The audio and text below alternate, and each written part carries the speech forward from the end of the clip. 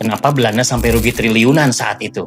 Semua karena harga diri bangsa di mana Bung Karno mendukung pencetakan uang ori dan orida yang membuat Belanda benar-benar teror.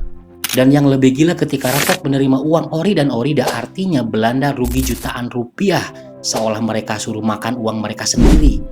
Hanya dalam satu malam gulden yang dicetak dengan tinta terbaik Eropa yang katanya elegan justru jatuh nilainya jadi kertas toilet. Coba bayangin deh Belanda yang bawa miliaran gulden Hindia Belanda masuk ke tanah jajahan, berharap sih bisa beli beras, gula, kopi, bahkan beli hati rakyat. Tetapi giliran mau dipakai ternyata tidak bisa. Negara kolonial yang sudah ratusan tahun menguras hasil bumi Nusantara ternyata bangkrut dan jatuh miskin. Bukan karena kalah perang atau diplomasi, tapi gara-gara secari kertas lusuh, tipis, bahkan gampang robek. Warnanya pun kadang pudar. Namun namanya bikin merinding, yaitu ori dan orida. Amaramis, Menteri Keuangan pertama, dialah otak dibalik terbitnya ori, seolah menegaskan pada dunia bahwa negeri ini telah merdeka dan kita punya uang sendiri.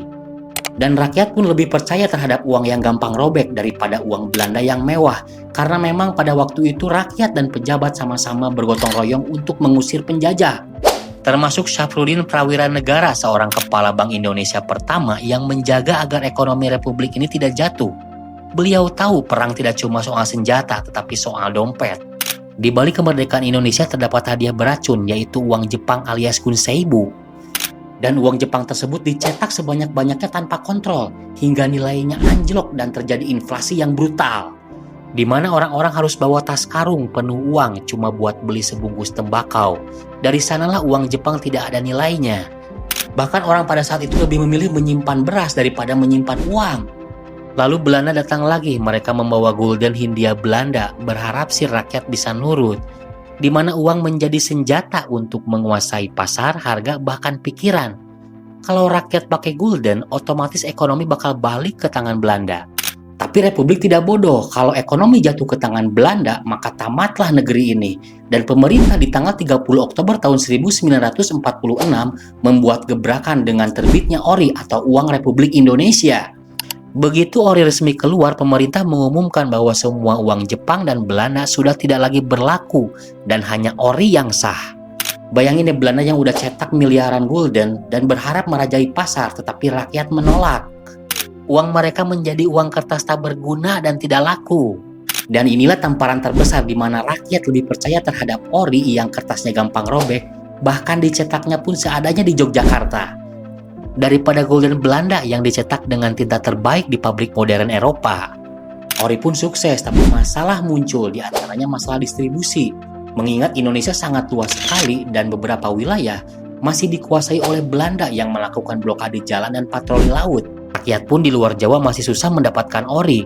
Kadang mereka masih terpaksa pakai gulden Belanda. Tentu ini sangat bahaya. Tapi pemerintah mengambil langkah yang sangat cerdas dengan membuat uang daerah bernama orida atau uang rakyat Indonesia daerah. Orida ini unik, dicetak di berbagai wilayah, Sumatera, Kalimantan, Sulawesi, Bali, bahkan Maluku. Desainnya sederhana, bahkan menggunakan kertas seadanya, tetapi nilainya sangat resmi.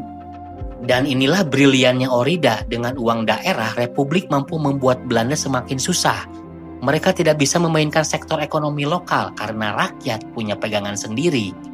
Bayangin ya, di pusat Belanda sudah rugi dengan adanya ori, dan di daerah Belanda hancur dengan adanya orida. Dan setelah uang dicetak, lagi-lagi masalah muncul di distribusi. Bayangin deh mesin cetak ori di Yogyakarta berisik kayak kereta, tetapi harus disembunyikan dari mata-mata Belanda. Tinta pun mahal, kertas pun langka, dan kadang mereka pakai kertas biasa untuk mencetak. Dan inilah kisah heroik di mana seorang kurir dari rakyat menjadi seorang pahlawan. Ada yang selundupin ori di balik keranjang sayur, ada juga yang taruh di bawah ikan asin biar amisnya nutupin bau kertas baru. Ada yang jahit uang di lipatan baju biar lolos dari pemeriksaan. Bahkan di Sumatera seorang pemuda menyeberang sungai besar pakai rakit bambu sambil menggendong karung berisi orida. Arus deras, Belanda pun patroli, tetapi dia tetap jalan. Sesampai di seberang, rakyat pun menyambut dengan tangisan, karena uang itu bukan sekedar alat tukar, tetapi itu adalah tanda Republik hadir. Itulah distribusi ori dan orida. Belanda mungkin punya senjata, kapal, dan pesawat, tetapi Indonesia punya satu hal yang tidak bisa dibeli oleh apapun, yaitu kepercayaan rakyat yang membuat mereka rugi triliunan rupiah.